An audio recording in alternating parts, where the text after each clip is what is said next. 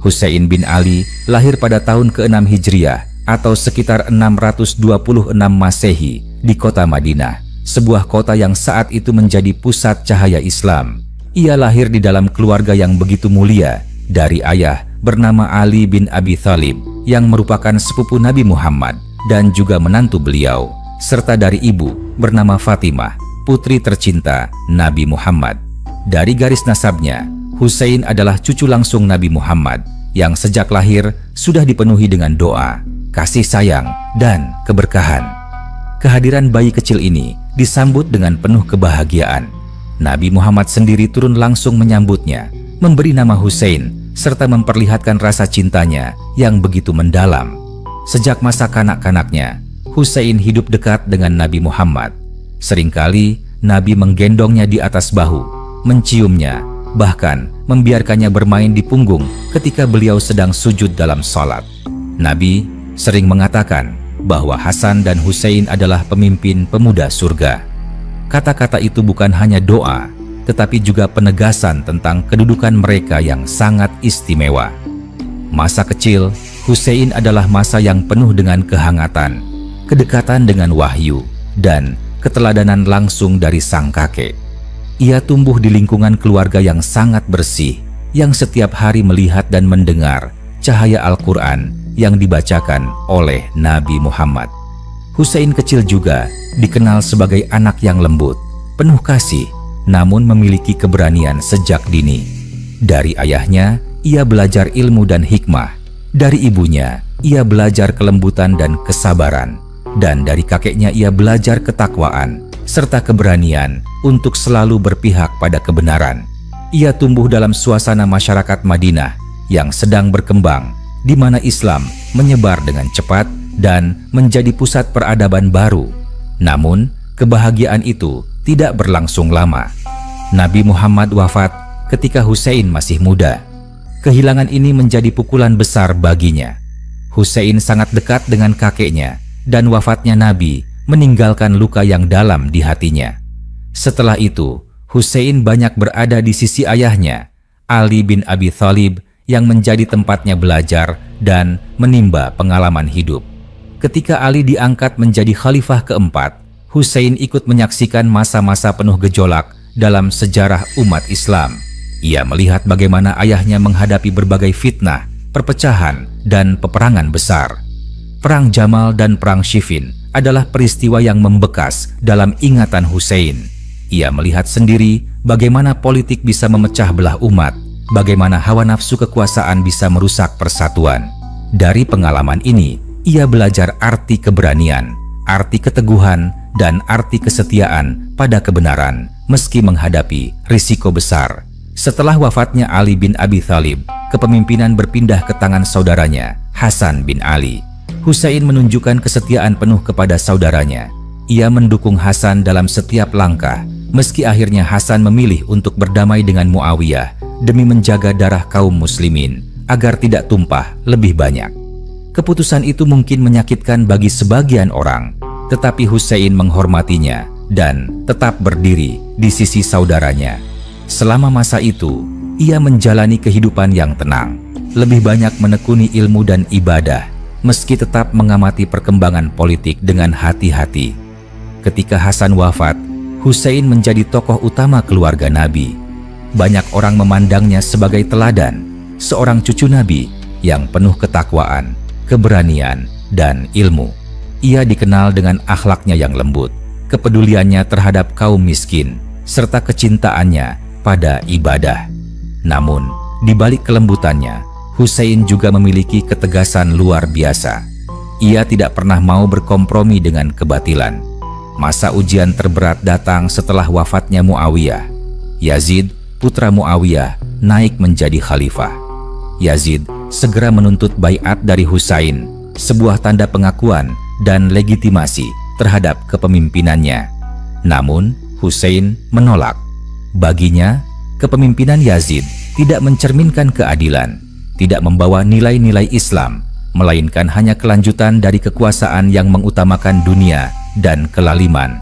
Penolakan Husain bukan sekadar sikap politik, melainkan sikap moral dan prinsip yang lahir dari hati nuraninya.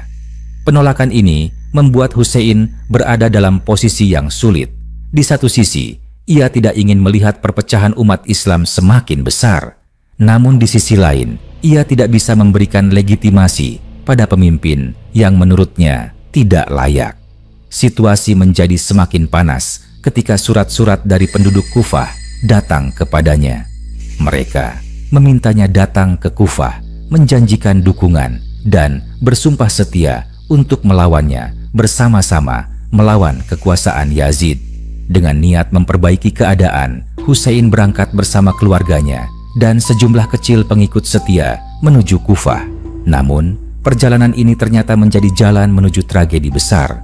Orang-orang Kufah yang semula menjanjikan dukungan justru berkhianat setelah diintimidasi dan ditekan oleh pasukan Yazid.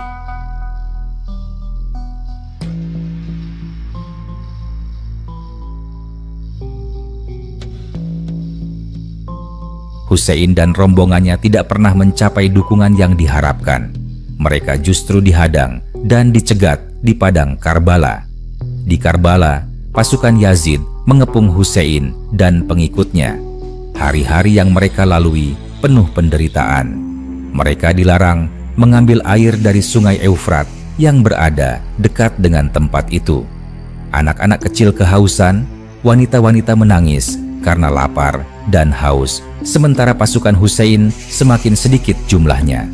Meski demikian, Hussein tidak pernah menyerah. Ia tetap memberikan semangat kepada pengikutnya, tetap meneguhkan hati keluarganya, dan tetap memegang teguh keyakinannya. Tanggal 10 Muharram, yang kemudian dikenal sebagai Hari Asyura, menjadi puncak tragedi. Pertempuran tak seimbang pecah. Satu demi satu sahabat dan pengikut setia Hussein gugur dengan gagah berani. Mereka berjuang tanpa rasa takut, meski jumlah mereka jauh lebih sedikit dibandingkan pasukan lawan. Setelah semua pengikutnya gugur, Hussein sendiri maju ke medan pertempuran. Ia berperang dengan keberanian luar biasa, hingga akhirnya tubuhnya roboh oleh serangan musuh. Ia wafat dengan penuh kehormatan, mempertahankan prinsipnya untuk tidak tunduk pada kezaliman.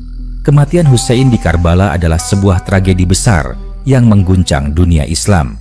Namun, di balik tragedi itu, ada sebuah cahaya yang abadi.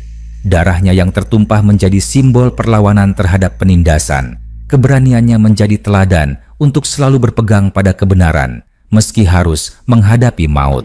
Nama Hussein kemudian dikenang sepanjang masa, bukan hanya sebagai cucu Nabi, tetapi sebagai pejuang yang tidak mau tunduk kepada kezaliman. Kisah Karbala tidak pernah dilupakan.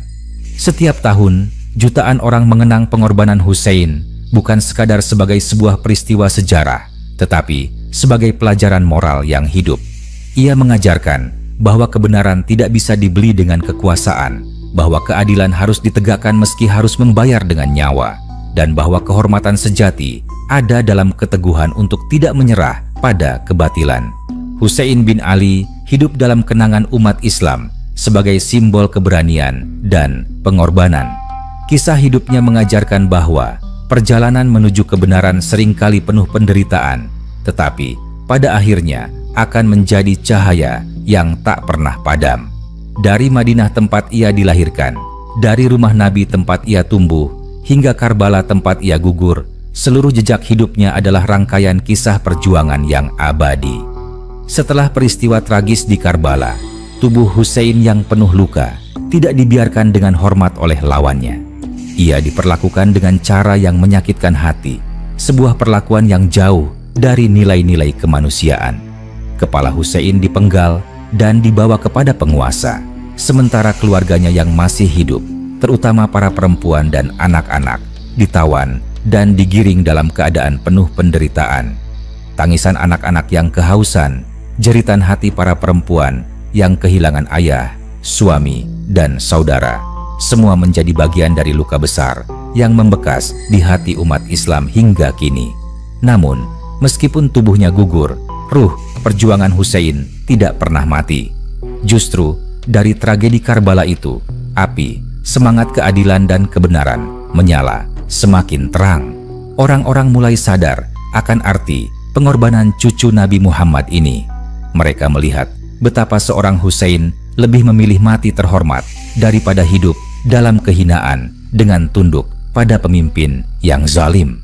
Kisahnya menjadi inspirasi abadi, mengajarkan bahwa harga diri, iman, dan kebenaran adalah sesuatu yang lebih berharga daripada dunia dan segala isinya. Berita tentang wafatnya Husain menyebar ke seluruh penjuru negeri. Madinah berduka, Mekah berduka, dan banyak hati yang hancur karena mendengar cucu Nabi Muhammad dibantai dengan kejam di padang tandus Karbala. Tangisan dan ratapan tidak hanya terdengar dari kalangan keluarga Nabi, tetapi juga dari banyak orang yang sebelumnya terdiam, kini mulai merasakan penyesalan karena tidak berdiri bersama Husain. Tragedi itu menjadi titik balik kesadaran umat bahwa kekuasaan yang dibangun di atas kezaliman tidak akan pernah langgeng. Anak-anak Husain yang masih hidup, seperti Ali Zainal Abidin, kelak menjadi pewaris spiritual dari ayahnya. Ali Zainal Abidin menyaksikan dengan mata kepalanya sendiri penderitaan Karbala, bagaimana ayahnya gugur, bagaimana keluarga ditawan. Dari pengalaman pahit itu ia tumbuh menjadi sosok yang penuh ketabahan dan ilmu. Melalui doanya, pengajarannya, dan keteguhan hatinya, Ali Zainal Abidin meneruskan cahaya keluarga Nabi agar tidak padam. Seiring berjalannya waktu, Karbala tidak lagi sekadar nama sebuah tempat, melainkan simbol perlawanan terhadap ketidakadilan. Setiap tetes darah Husain dan para pengikutnya menjadi saksi bahwa kezaliman, betapapun kuatnya, tidak pernah abadi.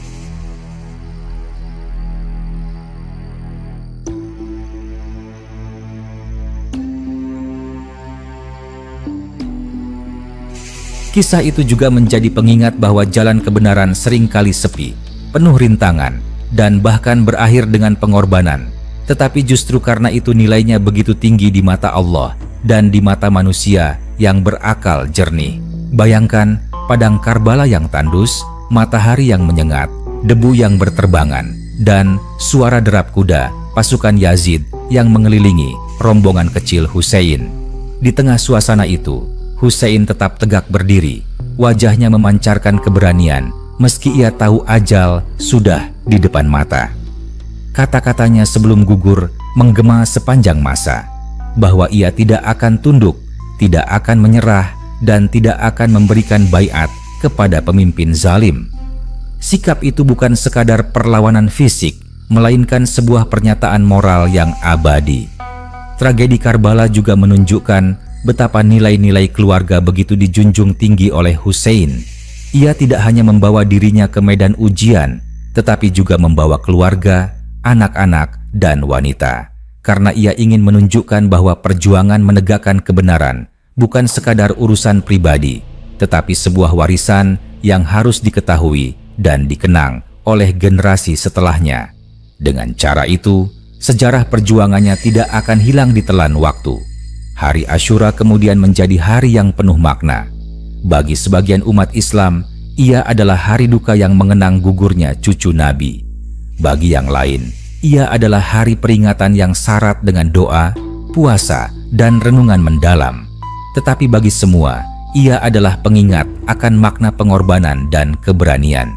Husain bin Ali menjadikan tanggal 10 Muharram sebagai simbol bahwa kebenaran mungkin bisa ditekan, tetapi tidak bisa dipadamkan. Hingga kini, setiap kali nama Husain disebut, orang tidak hanya mengingat seorang cucu Nabi. Mereka mengingat sosok pemuda yang sejak kecil dipenuhi doa Nabi, tumbuh dalam asuhan keluarga yang penuh cahaya, menyaksikan langsung perpecahan umat, lalu memilih jalan terjal demi mempertahankan nilai kebenaran. Ia bukan sekadar bagian dari sejarah, melainkan cahaya moral yang terus menerangi hati manusia dari generasi ke generasi. Dan di atas semua itu, kisah Husain bin Ali adalah kisah tentang cinta. Cinta kepada kebenaran, cinta kepada Allah, cinta kepada keluarga Nabi, dan cinta kepada umat Islam. Ia tidak berjuang demi kedudukan atau harta, tetapi semata-mata agar cahaya Islam tidak redup oleh nafsu kekuasaan. Inilah yang membuatnya tetap hidup dalam hati manusia, meskipun jasadnya telah lama tiada. Setelah darah Husain dan para pengikutnya membasahi tanah Karbala, suasana menjadi sunyi. Padang tandus yang sebelumnya dipenuhi gemuruh pedang dan teriakan perang kini menyisakan tubuh-tubuh yang tergeletak, tak bernyawa, dengan luka di sekujur badan.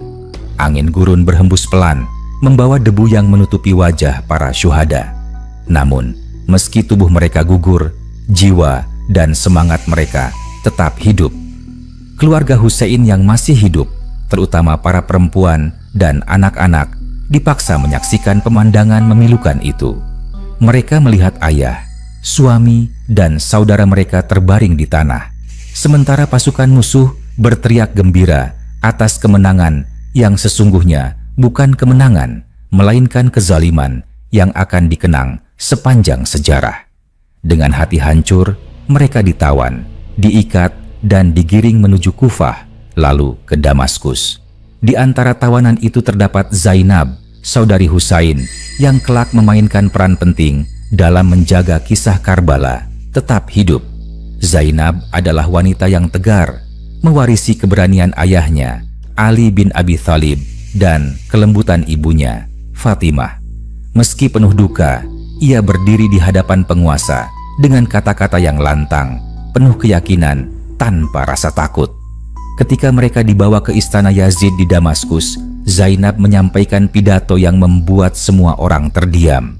Ia mengecam kebiadaban Yazid, mengingatkan bahwa kemenangan semu yang diraih atas darah cucu Nabi akan menjadi aib yang tidak pernah hilang. Ali Zainal Abidin, putra Husain yang selamat dari Karbala karena sedang sakit, juga memberikan suara di tengah penderitaan itu. Meski tubuhnya lemah, kata-katanya tajam dan penuh hikmah.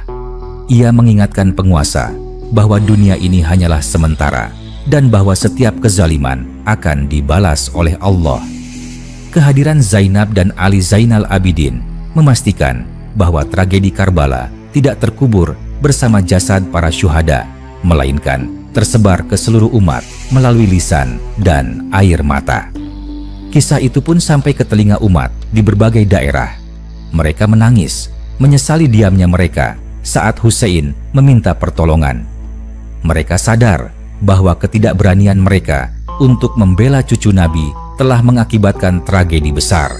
Sejak itu, nama Karbala menjadi jeritan nurani, panggilan untuk tidak lagi membiarkan kezaliman merajalela.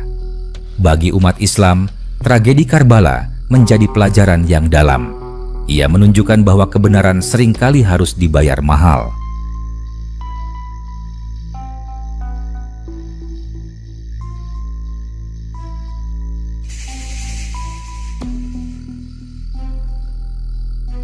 Husain dan pengikutnya berjumlah sedikit, tetapi mereka berdiri di atas kebenaran. Sementara pasukan Yazid berjumlah ribuan, namun mereka berdiri di atas kebatilan.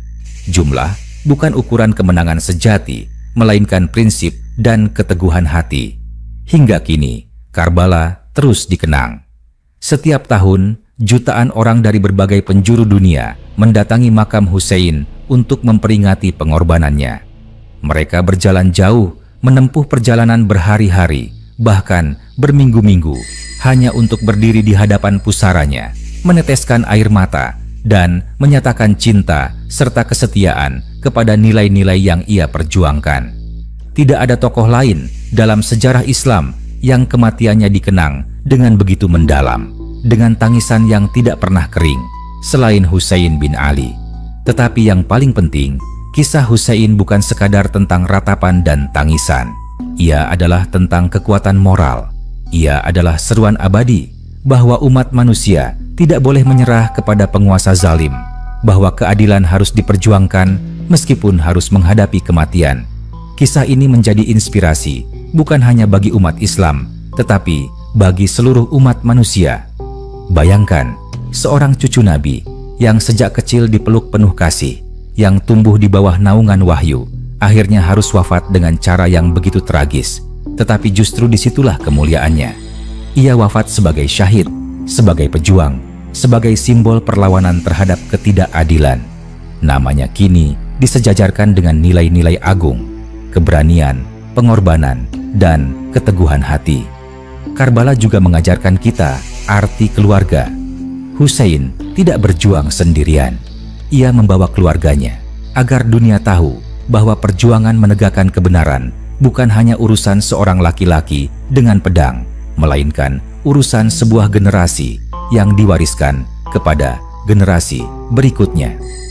Anak-anak yang menangis di tenda Karbala, perempuan-perempuan yang menahan lapar dan haus, mereka semua adalah saksi bisu yang memastikan kisah itu tidak pernah hilang. Sejarah mencatat, banyak orang yang tadinya mendukung Yazid akhirnya menyesal. Mereka sadar bahwa darah yang tumpah di Karbala adalah noda hitam yang tidak bisa dihapus.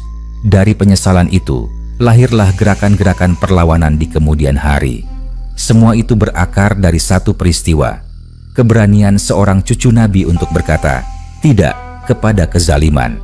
Dan dari situlah kita belajar bahwa warisan sejati dari Husain bin Ali bukanlah harta, bukan pula tahta. Warisan sejatinya adalah nilai. Nilai bahwa hidup harus dijalani dengan kehormatan, bahwa kebenaran lebih mulia daripada keselamatan diri, bahwa ketidakadilan harus dilawan meskipun sendirian. Warisan ini menembus waktu, menembus ruang, melintasi generasi, hingga tetap hidup di hati manusia saat ini. Di setiap detik kehidupan kita, kisah Husain bisa menjadi cermin. Ketika kita menghadapi pilihan sulit antara kejujuran atau kebohongan, antara keberanian atau ketakutan, antara membela kebenaran atau tunduk pada tekanan, ingatlah Karbala. Ingatlah seorang lelaki yang berdiri tegak di padang tandus dengan jumlah kecil, melawan pasukan besar, hanya demi menjaga nilai-nilai suci. Husain bin Ali bukan hanya bagian dari sejarah Islam, ia adalah bagian dari sejarah kemanusiaan. Ia adalah bukti bahwa seorang manusia bisa menjadi cahaya yang tak pernah padam, bahkan setelah jasadnya hancur di medan perang. Cahaya itu terus bersinar, menerangi hati orang-orang yang mencari kebenaran, memberi kekuatan bagi yang tertindas, dan mengingatkan para penguasa bahwa kezaliman, cepat atau lambat, akan runtuh. Tragedi Karbala tidak hanya meninggalkan luka pada keluarga Nabi, tetapi juga menorehkan luka di hati umat Islam sepanjang zaman. Seiring berjalannya waktu, kisah ini berkembang menjadi simbol universal. Tidak ada perbedaan bahasa, bangsa, atau golongan yang bisa menghapus arti perjuangan Husain. Di setiap tempat, orang yang mendengar namanya akan teringat pada seorang cucu Nabi yang rela berkorban demi kebenaran. Kisah Karbala bukan hanya tentang pedang dan darah, melainkan tentang nilai-nilai yang lebih besar. Ia mengajarkan bahwa kezaliman bisa menang secara fisik, tetapi tidak bisa memenangkan hati manusia. Pasukan Yazid mungkin berhasil membunuh Husain, tetapi mereka tidak pernah bisa membunuh semangatnya. Justru dari kematian itu lahir kehidupan baru. Husain mati di bumi Karbala, tetapi ia hidup di hati manusia yang menolak tunduk pada kebatilan. Zainab, saudari Husain, menjadi saksi utama yang membawa kisah ini keluar dari Karbala. Kata-katanya yang lantang di Kufah dan di Damaskus mengguncang hati banyak orang. Ia tidak berbicara dengan air mata semata, melainkan dengan kekuatan iman. Ia mengingatkan bahwa kemenangan sejati bukanlah kemenangan dunia, tetapi kemenangan yang diraih dengan menegakkan kebenaran meski harus menanggung penderitaan. Tanpa keberanian Zainab, mungkin kisah Karbala tidak akan sampai dengan begitu jelas kepada generasi setelahnya.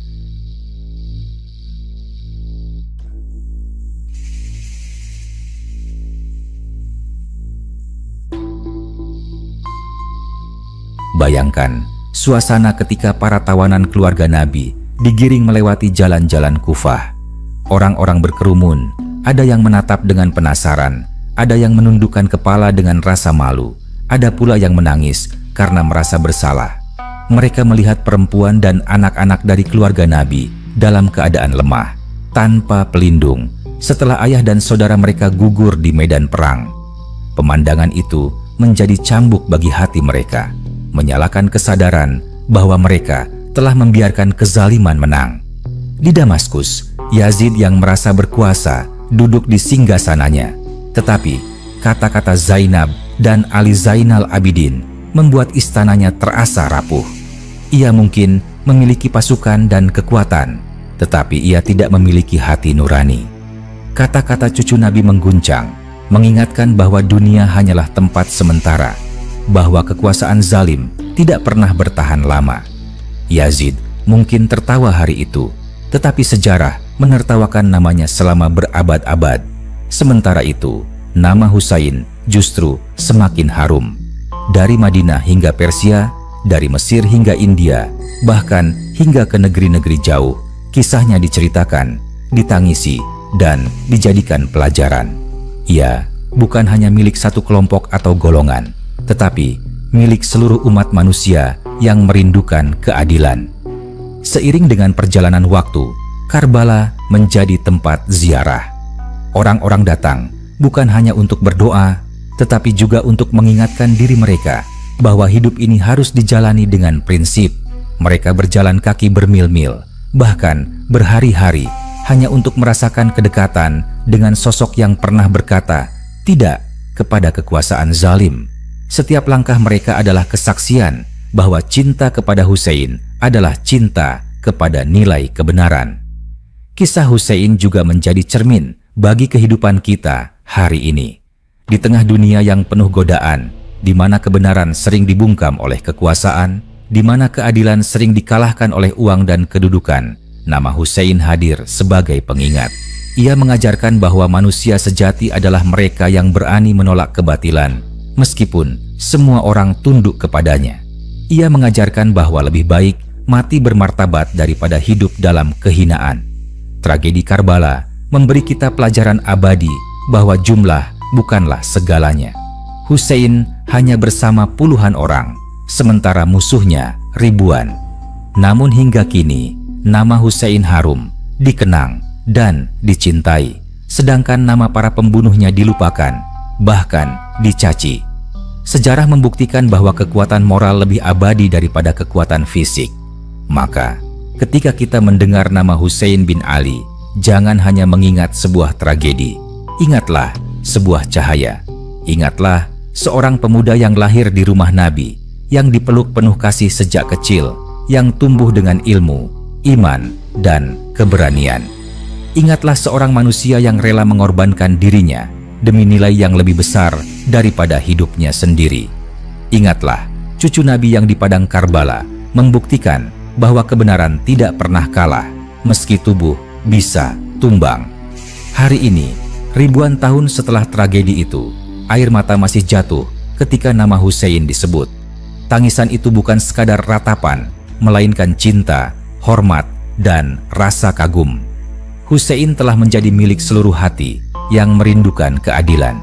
Karbala tidak pernah mati, karena Karbala hidup dalam setiap jiwa yang memilih keberanian di atas ketakutan, kebenaran di atas kebohongan, dan kehormatan di atas kehinaan. Dan pada akhirnya, kisah Husain bin Ali adalah kisah tentang kemenangan yang sejati. Kemenangan bukan diukur dari banyaknya pasukan atau luasnya kekuasaan, tetapi dari keberanian untuk tetap teguh pada kebenaran meski dunia berbalik menentang.